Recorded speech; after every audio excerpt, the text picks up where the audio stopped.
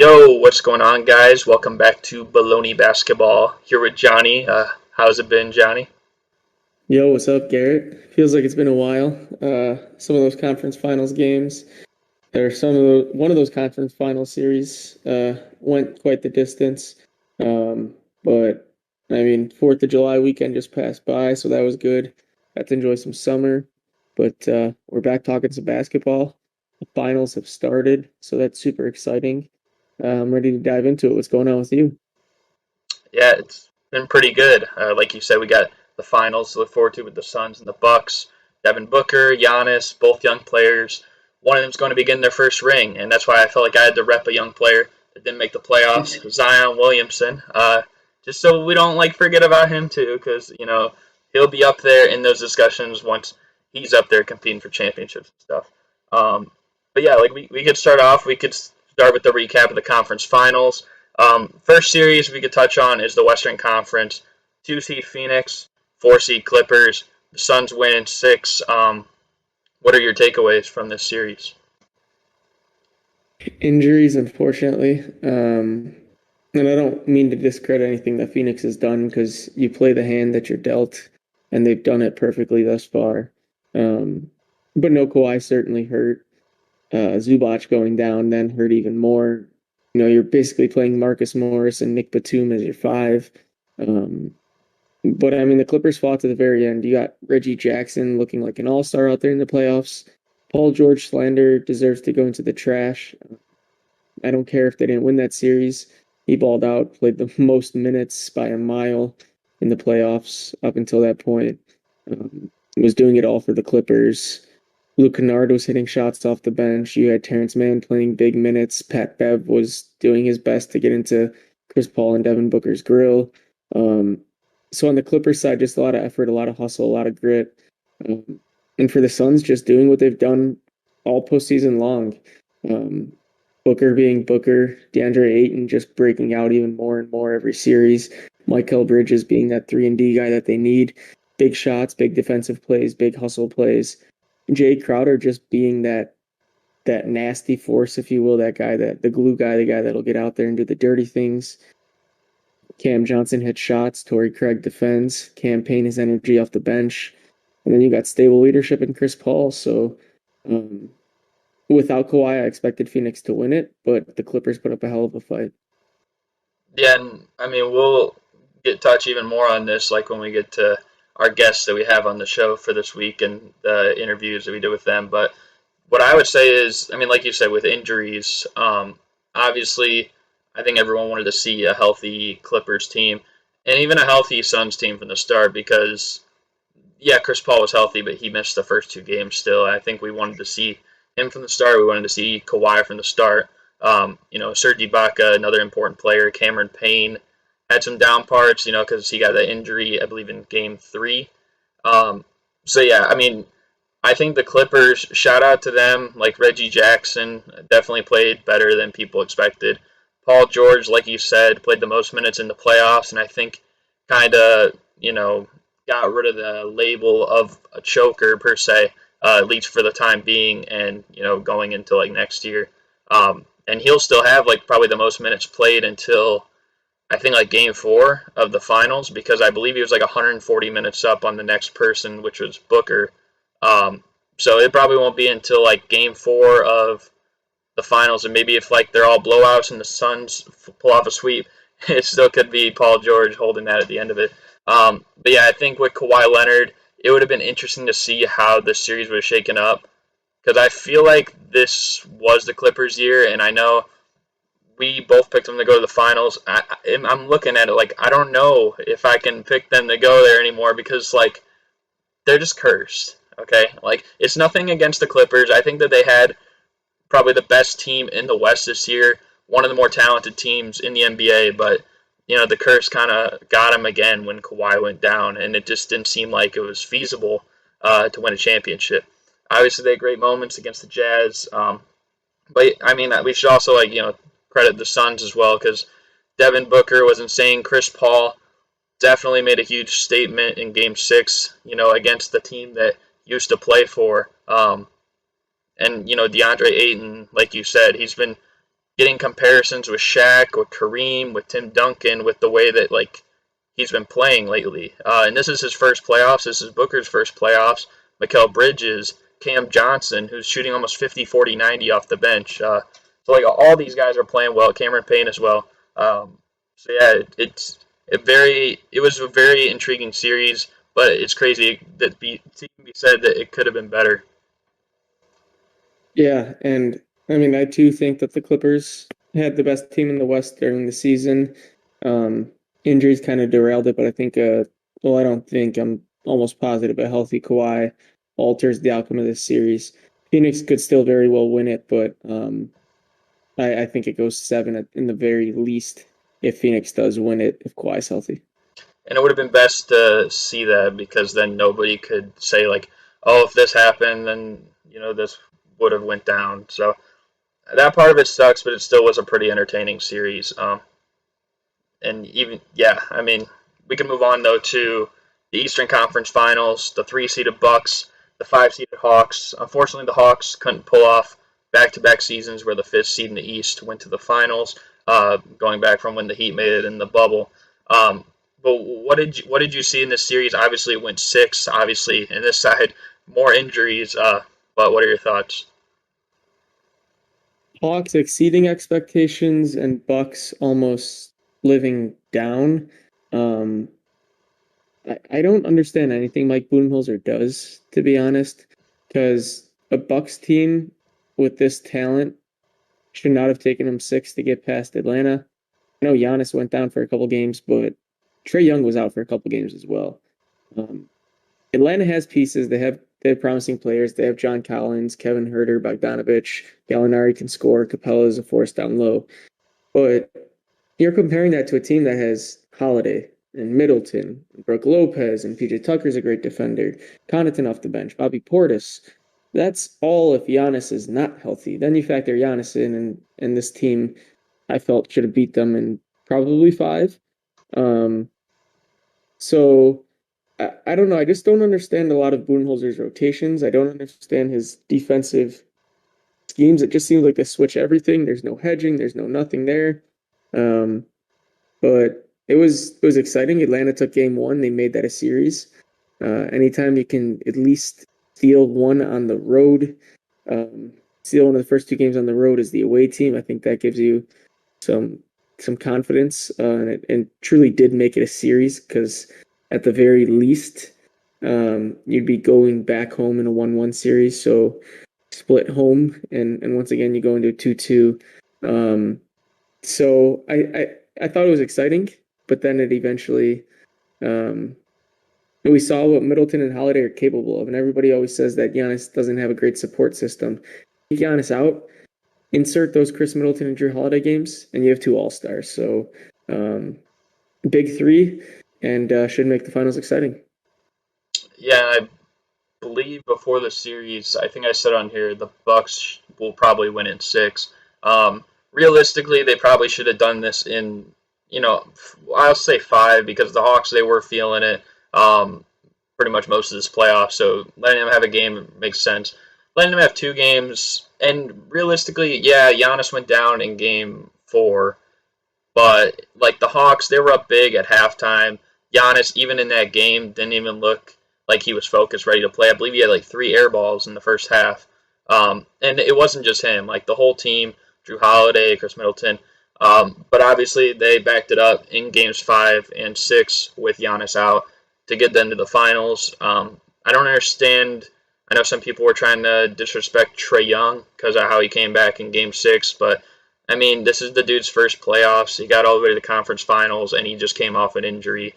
It's kind of dumb if you're gonna try and like bring down whatever he did. Like you said, the Hawks they exceeded expectations. The Bucks, I think a lot of people even picked the Nets to beat them, but of course the Nets had injuries. So I think after that happened, they've kind of met where they're supposed to be, and that's the NBA Finals. Now we'll just see if they can, overcome the Phoenix Suns being down currently 1-0. Yeah, I think it sets up a very exciting NBA Finals. Like you said, we're gonna see a star player win their first ring, no matter who wins. Um, And you see two teams that have chips on their shoulders, two teams that in any other year may not have gotten to this point. And I think Milwaukee is probably the second best team in the East, but a healthy Nets team, and I don't think Milwaukee makes it this far. A healthy Lakers team, a healthy Clippers team, I don't think Phoenix makes it this far. So you're going to see teams that are going to lay it all out on the floor, and that's going to make for some exciting basketball.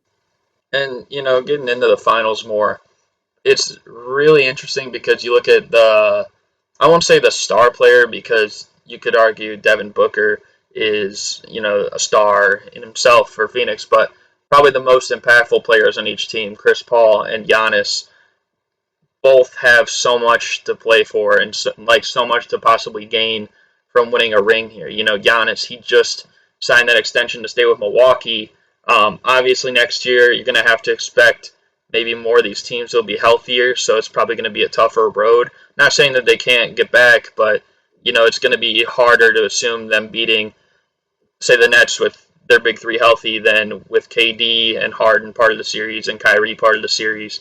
And we don't even know what the other guys will look like next year as well. Same thing with Phoenix, and especially for Chris Paul, considering this is his 16th season.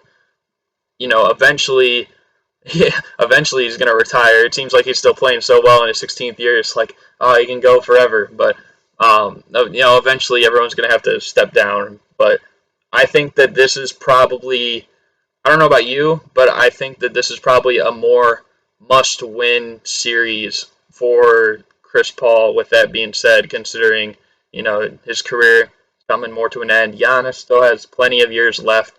And personally, I think my prediction would realistically be Suns in 7. I think it's going to be a really tough series, and I'm going to go actually with DeAndre Ayton as my Finals MVP, which might be surprising, but he did drop 22 and 19 the first game. He's been insane all playoffs. Every single game he shot over 50%, so he's definitely not lacking offensively and defensively. He's posing a lot of problems both inside and out. So I don't know. That's my Finals MVP pick, and I'm picking Suns in 7. But let me hear from you. What do you think is going to happen? Yeah, I'm going to go Suns in 6. And I do think that this is more important, and I don't know if that's the right way to say it, but this almost seems like the chances for Chris Paul to win a ring are dying out. He's 36 years old. He's fizzling out. He's on the downturn of his career. Doesn't mean he's playing bad basketball, but he's not what he once was. Giannis Antetokounmpo is just entering his prime. He has a long basketball career, hopefully, in front of him. So just wanted to get that out of the way. There's a lot on the line for both these legacies. Chris Paul wins a ring. Does that push him into... Some don't have him in the top 5 of their point guards already of all time. Maybe it pushes him in the top 3. Giannis Antetokounmpo, just think about what he's done between his MVPs, between his defensive player of the year. I think he has a defensive player of the year, but for sure is all defense first team nominations. Throw in a championship and a finals MVP all at the age of 25 or 26. It's a stacked resume at this point in his career. That pushes him high up the rankings. So you have all that to consider. But Phoenix is just clicking right now. They're clicking on a level that I don't think anybody can stop them. So I like Phoenix in 6. I go Chris Paul as Finals MVP. It's a narrative award, or it's an award voted by a panel. But I think a lot of it's narratives, right? I feel like either DeAndre Ayton or Devin Booker needs to have numbers so much better than Chris Paul for either one of them to win it. Because what happens? All the things are, oh, DeAndre Ayton, I wouldn't be here without Chris Paul, or Devin Booker. Chris Paul did this to my career. Or, oh, Chris Paul has these leadership skills that make us play so much better, right? So I think even if Chris Paul just finds a way to average 18 and 10 in this series, that's enough for him to take home Finals MVP. So I lean CP3 Finals MVP.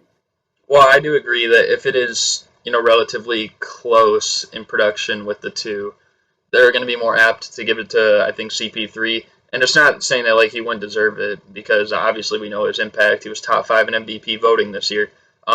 So I wouldn't be opposed to that at all. I just think that DeAndre Ayton's probably going to be consistent, and you can almost count on him every single game. Chris Paul is going to have these electric games where, like, KD in the 2018 finals type of game in game three. But then, maybe he has a game where he's a little bit slow, and maybe Devin Booker, takes over. Because last game, I believe he shot like, 38% from the field. He got off to a great start, but he started to, like, drift down a little bit. I feel like Ayton, I could trust him a little bit more. And then if the Bucks win, that would just be nice to see because, Giannis has been getting a lot of slack ever since the bubble and, how they played against the Heat. So it would be cool to see him win or Chris Paul win. And then, some of that hate starts to die down a little bit. But, I mean, yeah. Yeah, I'm stoked. I'm thrilled. I think that we're going to see a fast-paced finals. I think we're going to see finals with guys just going at each other, and we're going to see star powers, big shots being made. And at the end, may the best team win. Exactly. Um, Moving on, though, to something a little bit unrelated from the finals. We have more like Damian Lillard trade rumors. You're hearing them from the Boston Celtics saying that they would potentially include Jaylen Brown in the deal. You also have the New Orleans Pelicans saying potentially Brandon Ingram would be involved in a deal there. So, I mean, hearing all these noises and stuff, has your stance, changed at all on the Damian Lillard situation, or what do you think? Just based on some cryptic messages that he's posting online too, almost feels like he wants to leave.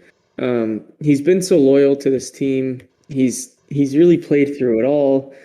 Um, they've put some decent teams around him, but between injuries and just not having that verified second co-star, CJ McCollum is a very, very good player, but he's not the second best player on a championship team.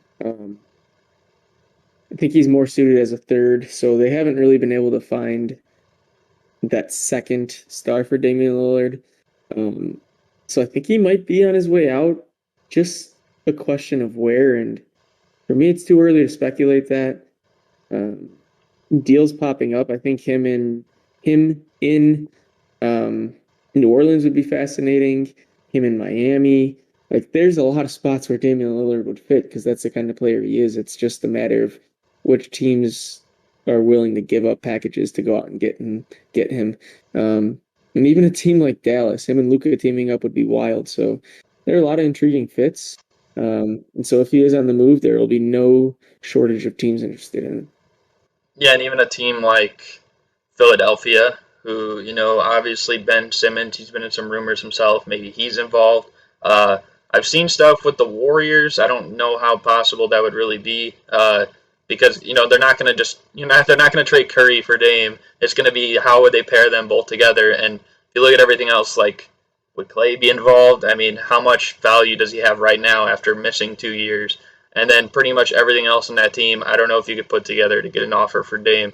Um, but yeah, as you were saying, like the cryptic messages online, I was trying to find this Instagram post from Dame on June 24th because I remember him posting it. He's like working out a little bit on the beach, he's like doing fighting and stuff like that. And he's said in the caption, "Good afternoon. May the next season be my best season." Now, I don't know if that means like they're going to perceive it as his best season, maybe because he's going to be more in a winning culture. Maybe that's something like, I'm going to find my way somewhere where I'm going to win. Kind of like what you heard with Booker 2 years ago, where he's like, I'm done losing. And then, last year they go 8-0 in the bubble. This year, NBA Finals. So, I mean, maybe that's a little bit of a sign, but I think that Dame is going to do everything possible to stay in Portland just because he loves to play there. If they're able to do anything to help him out, then he's going to want to stay probably. But if they're going to, fail him per se, like how the Paul George Pacer situation did, where the best players around him at the end were like C.J. Miles and Rodney Stuckey, then he's going to want out of there. Like I don't know any other way around that. Yeah, I mean, I don't think that I don't think he wants to leave. Like, I think he'd like to finish his career in Portland, but he also doesn't want to be on a team where he's constantly being being beaten either the first or second round of the playoffs. So comes a crossroads where there's a certain point where I think he just wants to value some sort of winning. Yeah. And I mean, I couldn't agree more really with that. But I mean, moving on to another topic, we got Scottie Pippen, former Chicago Bull, both of us being Chicago Bulls fans. We've been looking at some of the stuff he's been saying, and he might think that he's off a little bit of something. Calling Phil Jackson racist, saying that MJ was selfish, saying LeBron won without help, and then getting in a beef with KD. Uh, I believe he also did something with Richard Jefferson or something. I'm not really too sure. But the point of the matter is, it seems like this guy's losing his mind. That's what the general perception is with people. Well, what are your thoughts on everything going on with him? I don't know, man. I think it's a shame. There's a lot just coming out, and it just seems like him and Jordan aren't the greatest of friends, that they're not seeing eye to eye at this point in time.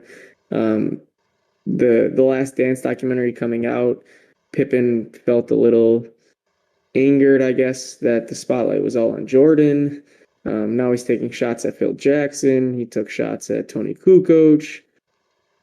I mean, I don't get it. Is he trying to sabotage Jordan by just talking LeBron up so much? It's weird. It's like his mind is going a million different places, but it's all coming back to the same spot of him finding ways to push down his Bulls teammates, his former Bulls coaches. It's really weird. I don't know how to quantify it. I don't know where it's coming from, but it's not something that I expected. Yeah, I think like the whole KD beef especially was the weirdest and like most peculiar. Saying MJ was selfish, I mean, probably not to a complete degree, but maybe in some ways you can understand it because of like his competitive nature. And then saying Phil Jackson was racist or something like. I mean, we don't know him personally or anything like that, so maybe in a way he was, but I think the example he used was pretty poor because he was saying how Tony Kukoc got the last shot in 1994, but it's like when MJ was on the team, he was always getting the last shot, so I don't know where that mindset came from. And then just saying LeBron won a ring without help, and you're trying to like think which one could it be, but then you look at you know Kyrie Irving in 2016 and what he did, because that's the finals he was referring to, and that's just simply not true. I think a lot of it could be personal. Obviously, one of the things is, like you said, the Last Dance. He probably felt a little betrayed from that, and he verbally admitted in some ways he was. And then also, his son tragically, passed away recently. So maybe I think he's just dealing with a lot right now, and maybe he's also trying to bring more. There's been people saying he's trying to bring in more attention to himself potentially because of his book that's coming out. I don't really know what it is, but it's just odd. Yeah, I don't know how else to put it. Yeah, I mean, like I said, it's hard to quantify. It's just not something I expected. A lot of bringing all the attention to him, trying to basically do exactly what Jordan did with the Last Dance and focus that attention on him. Yeah, I'm kind of in the same boat right there. Um, but what we're going to do right now is something we haven't done on the show, and that's a little guest spotlight. Obviously, our next episode is going to be our last for the season because it's going to be like the full recap, maybe looking ahead to next year. And I figured that'd be kind of best just with us two to do. But there were some people that wanted to be guests, so we figured let's give them a shot. And obviously, having like 5 people talking at once would probably be crazy, it'd be hectic planning it all out. So we asked 3 guests. Obviously one of them is Zander. He was on the show last season, and then we referred to him a few times, I believe, in this season. We got Geek, a very popular YouTuber, and then we also got a guy by the name of Sam Darnold's Forehead on Twitter. Um, and all these guys' links will be below in the description, so you can check them all out. But yeah, I think we're just gonna hop right into it, and you guys can hear what they had to say to our several questions. What are your thoughts about the Suns' journey back to the NBA Finals? I think it's cool that they're getting a chance. Like, I thought it was cool, like, being the Lakers. I thought that was crazy. And yeah, I just think it's cool for them. Good, and it's good for CP3. Honestly, it's pretty crazy because I didn't think the Suns would be in this year. But LeBron injured, Andy Davis injured, Jamal Murray injured. Honestly, though, they're really good. But yeah, crazy that they've been bad for so long. Like, they haven't been good since we were in, like, elementary school. Man, I can't even put it into words. I mean, it's just something that I have to wrap my head around, and it's been a long journey. And the thing that I've been trying to do is just remember all of the good things that have happened the past 10 years. Because I think fans, especially NBA fans and even Suns fans included, that they do forget that there were a few good moments during that 10-year drought of, losing, if you will. If that even answers your question, I just try to remember all the good times, but the vibe in Phoenix right now is just absolutely incredible. And it is really, the Phoenix Suns slogan is Rally the Valley, and that is true. I mean, we are bringing back Suns fans of old. Suns fans like that, Suns fans like me that have been there through the bad and the good. And then we're bringing in this new generation of Suns fans. It's been an incredible journey, and I just cannot believe that I can say the Phoenix Suns are in the NBA Finals. Who do you think is the X factor in this Suns versus Bucks finals? Oh, man, I feel like that's one great thing about this Phoenix Suns team is that we have multiple X factors. But if off the top of my head, I think it has to be Mikal Bridges. And I sometimes give him a pass because he's, most nights guarding the best player, offensive wing player on the opposing team. But when he gets going, even if he just scores a simple 15 points, the Suns usually win those games. And he stands out, even if it just is as something as small as hitting 15 points or maybe hitting like 4 threes or something like that. Like, get him going, but also honorable mentions here. And again, this team is loaded. I would say Jay Crowder or Cameron Payne, because Cameron Payne was great in the Lakers series. Kind of had a bumpy road, I think, in the Nuggets and the Clippers series. But again, I don't know what would have happened if Cam Payne would have struggled in that Lakers series, because he was huge. And then I think he had a game against the Clippers where he had like 29 points and 9 assists. So again, honorable mentions. Cam Payne and Jay Crowder, because Jay Crowder, when he gets going, he can get going, but he also can be a little inconsistent at times. So I'm going to say Mikal Bridges, Jay Crowder, and Cam Payne. Obviously, Devin Booker is like my choice for X Factor players, but I know that's not really a hot take. So I think I'm going to say Chris Paul because he's old. I think he's going to show out and get himself a ring. To be honest, I think the Suns are going to take the Bucks, Suns in 6. I think that is going to be the point guard matchup. Chris Paul and Drew Holiday. Because if Chris Paul, they're both good at defense. Whoever is able to outplay the other. So if Giannis plays, it will be tough for the Suns. But honestly, the Suns should win if Giannis is out. Do you think Damian Lillard will be traded during the offseason? I don't think he will. But if he does, probably somewhere crazy where the team is just going to be OP. But I don't know. He's been there for so long. And they have good players, and they're finally getting a new coach. So he should stay at least one more year, in my opinion. Oh, man, that is a great question. First off, let me just say that Damian Lillard is one of the most humblest guys ever in the league. You can just tell that he has earned where he is at. And I'm pretty sure if one of us ever met him, he'd be a great guy and everything. But to answer your question, I think it would be a shock to the entire NBA world. It would obviously put the Portland Trailblazers in a completely different direction. So that's kind of why I mentioned like his loyalty and his humbleness. He's obviously one of the most loyal players in the league. I personally would like to see him go to the Sixers because I think that would be a really tough duo to stop Joel Embiid and Damian Lillard. Now, obviously, I cannot even begin to tell you what kind of packages they would get or what the deal would look like, but I would like to see him go to the Sixers. I obviously don't want him going to the Lakers or something like that. Who knows what's going to happen to CJ McCollum? So I would say if, and that's a big if, Damian Lillard ever gets traded, because he might just say, no, I don't want to be traded. Keep me here forever. I would say the Sixers. I'm thinking it might be like one of those things where it's a publicity thing. People are just starting rumors, but I don't know why the Trailblazers would get rid of Damian Lillard. because I think they have gotten to a point where they have a pretty decent, playoff contending team, or at least I think so. With like CJ, Dame for a team, I just don't know who he'd be traded for or where to. So yeah, I really don't know.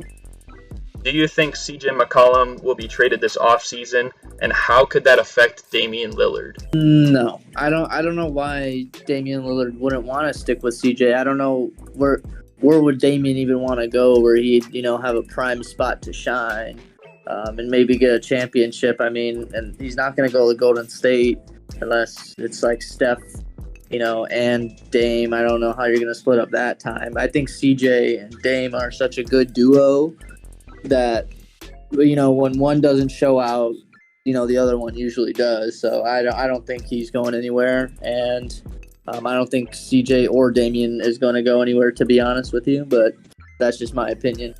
If I was Damian Lillard and we had CJ McCollum, I'd want to leave. But if they upgrade CJ McCollum, then he should stay. That's what he should be looking for, honestly, because CJ McCollum's really good, but he's not the second player on a championship team, and he never will be.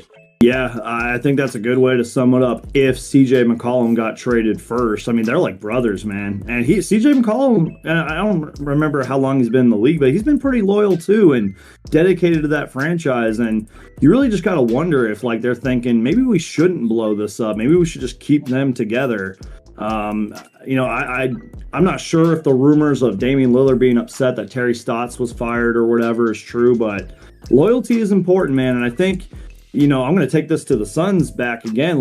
Devin Booker's been loyal to the team too. And it's sometimes that loyalty is important, and you do have a voice when you've been there that long and have been through everything that Dame and CJ have been through. So hopefully I'm answering your question, but yeah, I think if that happened, maybe Damian Lillard would just see himself out at that point. He would have the leverage to say, hey, I want to go here. I want to go here. Don't just trade me to some crap team, Do you agree or disagree with the idea of the 76ers keeping Ben Simmons instead of trading him? I'll just say this. If, let's say for some reason they do keep him and he's the same old Ben Simmons, putting up good numbers but not really being productive on the court and doing, not shooting the ball and not being more aggressive like we saw in these playoffs and all that, I think they trade him by the trade deadline. And that's even saying if we even get that far. Because I remember there were sometimes players get traded right before the season starts. I would say if it is the right package, but I'm telling you, man, Philadelphia 76ers fans, they want him out. But yeah, I mean, if it is the right package, I think that Daryl Morey, is a smart GM. I think he knows what he's doing. And it looked like they were making all the right moves. They brought in Daryl Morey, Doc Rivers, et cetera, and then it kind of just collapsed on them. And I already took shots at them by saying the process failed. But yeah, I mean, if the right package comes along, I mean, even though Ben Simmons was really terrible in the playoffs, I think you can at least get a package for him. It's not like they're just going to trade him for garbage, So I have heard about the rumors about this that have been going on for quite a while, actually. I think I'd want him to come to some place like Chicago.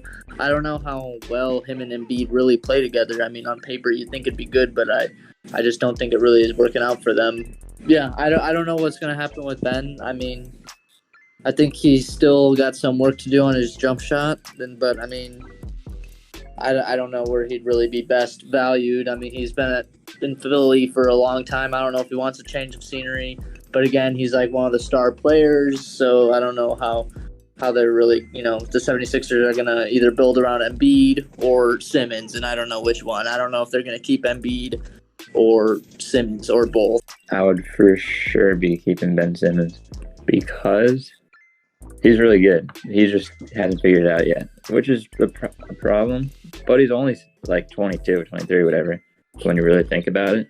So once he starts, if he could make free throws, which I think he could be able to do. So yeah, I'd say they keep him and they go one more try because they were the best team in the East with him this year. They have shooters around them. Embiid's an MVP contender. So they have the perfect team. What are your thoughts on Scottie Pippen's recent comments? Here's the thing about Scottie Trippen. He only speaks facts. So when he's talking about MJ, how you see the thing about MJ, how he's saying the camera was just for him? He's spitting. I mean, LeBron won. A little debatable because he clearly had some help, but you can't win a championship without help unless you're like, no, it's literally impossible. MJ had help, Shaq had help, Kobe had help, Kareem had help, Duncan had help, but I don't know, Scottie, he's just an old man, so you just gotta let him say what he wants. If he wants to get airtime, he has to say crazy stuff. So it's really what you expect from the guy. He's outspoken, man. The way that I live my life is there's two sides to every story. There's both sides of the coin. I'm not saying he's wrong, but I'm not saying he's right. I will say he is outspoken, though. I don't even know if that answers your question. I just think that there's two sides to every story. Sometimes players say things to get attention and they want to be in the spotlight. And I'm sure Scottie Pippen's a good dude and all that, but I don't know. I mean, Phil Jackson being racist, I wouldn't know. Could have been. I don't know. I don't think anyone else has said anything about him being racist, but him saying like LeBron has no help or whatever, I don't know. It kind of sounds like something Paul Pierce would say. Paul Pierce has some really weird takes on things, and that just kind of sounds like something he would say, to be honest. So I don't know. Is it that out of line? What should Kawhi Leonard do in free agency? I don't know. I feel that Beverly, Paul George, and Kawhi is an interesting team combo that I think they kind of made work. I don't know if he's going to want to go somewhere else. It's very well possible, I don't know. I like what the Clippers have got going on, though. I thought they were a very strong, contender for the finals this year, even though the Suns showed out, obviously. But I would have definitely picked the Clippers to win over the Suns if you had asked me, a month ago, what do you think's going to happen, That's what I would have said. So I hope he stays where he's at because I think they've got a good thing going. Well, here's the thing about Kawhi. If Kawhi's on a super team, he's just not going to play. He'll just sit out the whole year. Because the one time he wasn't on a super team, what did he do? Didn't play. Sat out the whole year. If I'm Kawhi, I'm staying there. They literally won. They got into the Western Conference Finals and won games without him. So, if you're an MVP caliber player, then win. You have Paul George next year, who's literally the 12th best player in the league. MVP candidate when Kawhi's not there. So yeah, Kawhi, if he leaves, he's soft. Enough said. He's coming to the Phoenix Suns. I'm just kidding. Man, to be honest, I honestly don't know on that one. Because my whole thing is how long are the Clippers really going to want to go with this Kawhi Leonard, Paul George duo, which, they made the Western Conference Finals, and they're obviously one of the best teams in the league. It's do you just let them ride out their contracts and hit the panic button and blow it all up after that? I think Steve Ballmer, he's obviously one of the richest men in the world. I don't think he wants that to happen. I would never count Kawhi Leonard out. If he was healthy during that Suns series, man, I think that series would have went to 7 games. So to answer your question, I think he'll probably stay with the Clippers, even though he is a free agent. But again, if he leaves, you could see a lot of changes in Los Angeles. What did you think of Paul George and the other Clippers in these playoffs? I do think, in all fairness to Paul George, a lot of that slander and trolling needs to kind of die down because he was fantastic throughout the playoffs. And also, again, shout out to Reggie Jackson, too. Shot lights out throughout the playoffs, man. So, honestly, I thought it was over when the Mavs were up 2-0 against them. I'm not the biggest Luka fan, but I was like, man, this series is over. The Clippers are probably just going to panic and rebuild. But they surprised me, man. And Terrence Mann saved them with his almost 40-point outburst. Yeah, I thought it was cool. It felt like the comeback kids, both of their series where they came back. Yeah, like I said, I think it's a fantastic team combo that they've got going on there. I'm not gonna say it reminds me completely of the Miami Heat that lost to the Mavericks back in 2011. Paul George, Marcus Morris, Reggie Jackson, even Pat Beverly is a great staple in the lineup that I think that they've got a good squad going on. I thought Reggie Jackson was good forever, but he just stopped, doing good stuff. But now he's back. So but there's a lot of times where someone in the playoffs just pops off, and then they suck again the next year. So could that happen to Reggie Jackson? Yes. Terrence Mann, I think he's actually good. At least he's a good shooter. But I don't know, because they have good players on their team. And if they could all get into the starting lineup next year, it's kind of like with the Raptors when Kawhi left, and then Van Vliet started to start. Costco was nasty that year. Kyle Lowry was doing even better. So yeah, just give them that chance. They'll pop off. What are your thoughts on NCAA athletes being able to officially make money from endorsements? Yeah, here's the thing about NCAA athletes. Most of them don't realize that they're still not going to be getting paid. It's just that they can get paid. But that should have been the thing. Like Zion should have been able to get money off his jerseys and stuff. But if you're a D3 lacrosse player, then no, you don't get paid. You suck. But yeah, it's definitely a good change that, one, for video games, they're finally going to have their names in it. And then two, if you buy their jersey, it's not just going, and then I could actually get their name on it, not just the number. So I think it's a pretty good switch by the NCAA. Rare W for them. I think low key, this has kind of been happening for a long time. It's just never been public for whatever reason. I don't really know if I have much of an opinion on this, but especially with the star players, I guess most recently, Zion, we all knew Nike or whatever was doing some stuff with that. I guess if it brings awareness to more NCAA basketball and just college sports in general, and if it makes them money, I don't know. I mean, I guess it's a good thing. I don't know, man. I think that's awesome. I think that is what it should have been. As a matter of fact, I remember doing an essay about this in middle school, 6th grade, on why college athletes should be paid, and I don't see why they shouldn't. They're getting nationwide publicity on TV. Everyone else that's on TV gets paid for being on TV. Why don't the college athletes? So I don't know, especially because they perform so regularly. It's so rigorous. I mean, you could say they already get paid in terms of scholarships. But again, there's the publicity that the sports teams bring the school. The school's just kind of robbing them of their, of their value, I feel. So I think it's good that they have opportunities to get paid, because I think they should. Who is winning the NBA Finals, in how many games, and who will be the Finals MVP? All right, Suns in 6, Chris Paul, Finals MVP. I know it sounds like what everyone else might be saying, but I think that's what I really want to happen. I'm saying Booker winning Finals MVP would be so sick.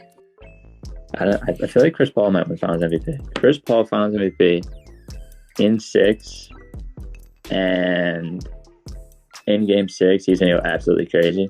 And Middleton, he's going to have 2 games where he drops 40. So then the rest, he's literally going to go 3 for 14, as he always does. Suns in 4. It's not even going to be close. No, I'm just kidding. I believe Suns in 6. I'm confident in my team. I don't think I'd be a Suns fan if I didn't believe in my team. And it's going to be hard, man, even without Giannis. And even if Giannis does play, let's say he's at 50%. He's a 2-time MVP for a reason. It's going to be tough. They're a great team. They're good on defense. They have a lot of, wing players. And, Drew Holiday played great in Game 6. And Chris Middleton's been stepping up for them, especially in the Eastern Conference Finals. But I will say, if those two don't get it going, I think the Suns could roll over them. But again, it's going to be tough. If Ayton gets into foul trouble and all that stuff, and if Jay Crowder's having inconsistent moments, and we even saw throughout the Western Conference Finals, there were games where Booker struggled. So it's not going to be easy, but I believe the Suns will win in 6. And then did you ask who I think is going to win Finals MVP? Right now, man, call me crazy, I would say it'd be DeAndre Ayton. If he has a great series, because he has been great all playoffs long. Even in some games when he struggled against Nikola Jokic, he still played really good. But honestly, kind of like I mentioned before when you asked about the X factors of this team, I think anybody could be Finals MVP. I mean, we saw it with Andre Iguodala in 2015, I think, won Finals MVP off the bench. I'm not saying it's going to happen with the Suns, but I would say DeAndre Ayton's kind of my clear favorite. I wouldn't be surprised if Chris Paul won it, or maybe somehow Devin Booker has a really good final series and wins finals MVP. But just the fact we're even having this conversation is just like mind-blowing, man. I'm excited. And that will officially wrap up our guest spotlights question. Once again, Garrett and I would like to thank our 3 guests for coming on and answering these questions and being a part of the show. Yeah, I mean, shout out, Sam Darnold's forehead on Twitter, Suns Geek, and then, of course, you guys know Zander if you've been here long enough. And all their links are going to be down below. I suggest go following them, go subscribe to them, go blow them up with notifications or anything like that. But yeah, that's pretty much going to close out the show. I hope you guys enjoyed. Thank you guys for watching. Any final thoughts? Nothing big from me. I mean, this is the end. This is the finals. Enjoy it, soak it in, and just make sure that the best team wins. I know I said it earlier, but that's all I can ask for. Yeah, and stay tuned for next week as we do our season finale. We'll be recapping whether the Suns or Bucks are NBA champions. Probably looking forward to next season a little bit as well. So, yeah, again, thank you guys for watching. Hope you guys enjoyed, and we're out. Peace.